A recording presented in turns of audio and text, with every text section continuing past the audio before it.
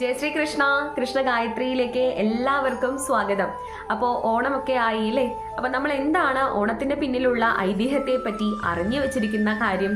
ഭഗവാൻ മഹാവിഷ്ണു അദ്ദേഹത്തിന്റെ വാമന രൂപ അവതാരം കൊണ്ട് ആരെയാണ് ചവിട്ടി താഴ്ത്തിയത്? മഹാബലി ചക്രവർത്തിയെ പാതാളത്തിലേക്ക് ചവിട്ടി താഴ്ത്തി അങ്ങോട്ട് പറഞ്ഞയച്ചു എന്നാണ് നമ്മൾ മനസ്സിലാക്കി വെച്ചിരിക്കുന്നത് അല്ലേ? പക്ഷെ അത് അങ്ങനെയല്ല കേട്ടോ.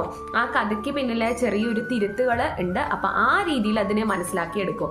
നമ്മളൊന്ന് ചിന്തിച്ചു നോക്കൂ. ഭഗവാൻ മഹാവിഷ്ണു എന്ന് പറയുന്നത് അദ്ദേഹത്തെ ഒരു നിമിഷം ആരെങ്കിലും ഭക്തിയോടുകൂടി ചിന്തിക്കുകയാണ് എന്നുണ്ടെങ്കിൽ അവരുടെ രക്ഷയ്ക്കായി കൂട്ടു നിൽക്കുന്ന ആളാണ് ഭഗവാൻ മഹാവിഷ്ണു. അപ്പോൾ മഹാബലി ചക്രവർത്തി എന്ന് പറയുന്നത് ഭഗവാൻ മഹാവിഷ്ണുവിന്റെ അതിതീവ്രമായ ഒരു ഭക്തനാണ്. പ്രഹ്ലാദനാണ് അദ്ദേഹത്തിന്റെ മുത്തച്ഛൻ. അതായത് മഹാബലി ചക്രവർത്തിയുടെ മുത്തച്ഛൻ പ്രഹ്ലാദനാണ്. അപ്പോൾ ഇത്ര വലിയൊരു ഭക്തനെ ഒരിക്കലും ഭഗവാൻ പാതാളത്തിലേക്ക് ചവിട്ടി താഴ്ത്തിയിട്ടില്ല.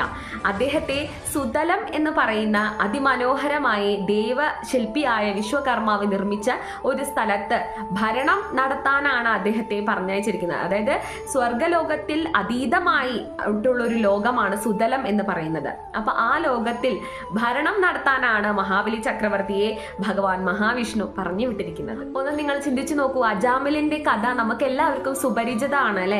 അദ്ദേഹം അറിയാതെ നാരായണ എന്ന് ഒരുപാട് പ്രാവശ്യം വിളിച്ച സമയത്ത് അദ്ദേഹത്തെ മരണത്തിൽ നിന്ന് രക്ഷിച്ച ആളാണ് ഭഗവാൻ നാരായണൻ.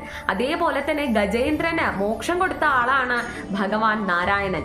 അപ്പോൾ ഇത്രയൊക്കെ ഉള്ള ഒരു ആൾക്ക് അദ്ദേഹത്തിന്റെ പരമഭക്തനെ അങ്ങനെ പാതാളം പോലൊക്കെ ഒരു സ്ഥലത്തേക്ക് ചവിട്ടി താഴ്ത്താനായിട്ട് സാധിക്കുമോ? നമ്മളത് മനസ്സിലാക്കി വെച്ചതിന്റെ തെറ്റായിട്ട് നിങ്ങൾ അതിനെ അംഗീകരിക്കണം കേട്ടോ.